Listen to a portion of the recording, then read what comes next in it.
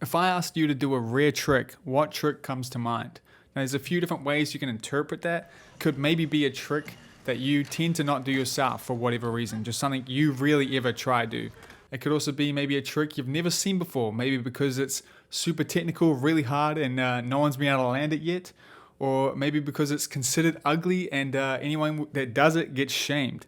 There's also another special category of those tricks that shouldn't be possible with like feet in weird positions and stuff that like it just shouldn't happen. Like any pose from the roller skating twins, they literally any of them, those ones you have to pause and look at closely to understand what the hell is going on. Another good person for doing that is Tree. Like check this post. Name one trick in this post. Just tell me one of the names of the trick in this. Like, you won't be able to do it. None of them make any sense. And so these tricks are some of my favorite to see. Me personally, I don't have the joints to ever be able to do them. I can't even do like a typical trick like a rocket fish. My knees can't take normal stress, let alone doing something crazy like this. But I do really like to see them. And this post here from Tree is actually part of the reason why I'm making this video today. So I've been doing a Buzzcut bounty inspired by that bounty trick challenge that Michael won with the cone flip and stuff. And this fortnight's one is for $50 and is just to do a rare trick. Today I set out to go try do it myself and I struggled. I find it hard to think of what a rare trick was to me. The first thing I could think of was to do a tabernacle. Now that's definitely one of those illegal tricks that people absolutely hate, but I've been able to do them for years, since skating anti-rocker to flat. And they are surprisingly fun, especially when you get there like just right with the wheel bite the whole way and it's just squealing. It's so good.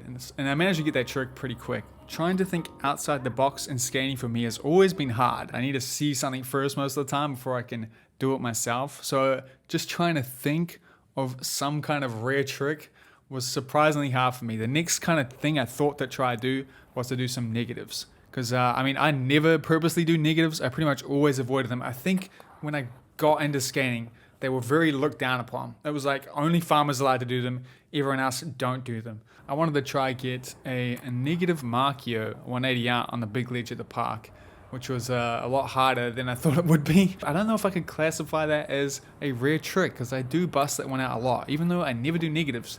That's one of the ones I go to do all the time. But now I was two weird rare tricks in and I needed a refresher. And this ledge is made for alley-oop top porn. So I went to go get my typical, it's just so good for alley-oop top porn. So I don't know why, but like once I sit down low and alley-oop top porn on this ledge, it's just like it's on autopilot. It's great. And I do always complain about this ledge. And I think I've worked out why. You guys are going to tell me if this would actually be a problem. But both the ledge and the rail at this park, they're like level with the earth, but not level with the ground underneath. So if you look at it, one end of it is actually smaller than the other end by like a significant amount on both the rail and the ledge, which means skating in one direction, you're skating uphill to a flat ledge, which I think has always made it feel a little off. And it makes it quite hard to hit the whole thing consistently, because I've been skating this park for like 4 years now and it's always a struggle. The rail is definitely a bit easier, but if I take any break from that rail, it's like a battle to get the whole thing over and over again, which is strange. But anyway, I wasn't satisfied. I don't think I found that rare trick yet. So the next thing I thought to try to do was a negative acid, and I had to get a 180 out.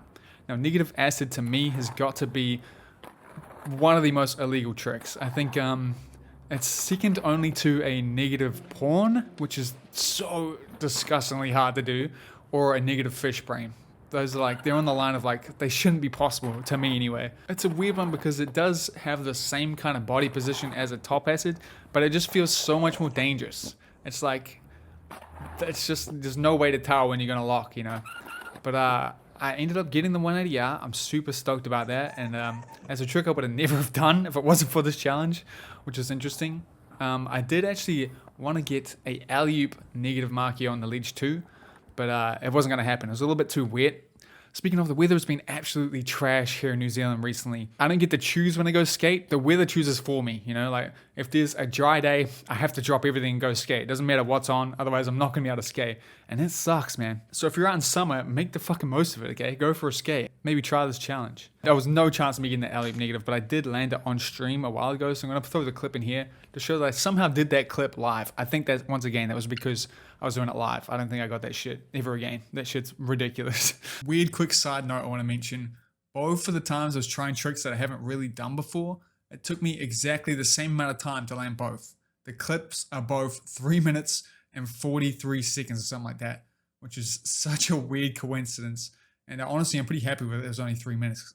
I mean, no, actually, it's always only 3 minutes, right? You've watching this channel for like the last 4 years. You know, it only takes me like a couple minutes to land a trick, you know. That's definitely the impression you got, right? Anyway.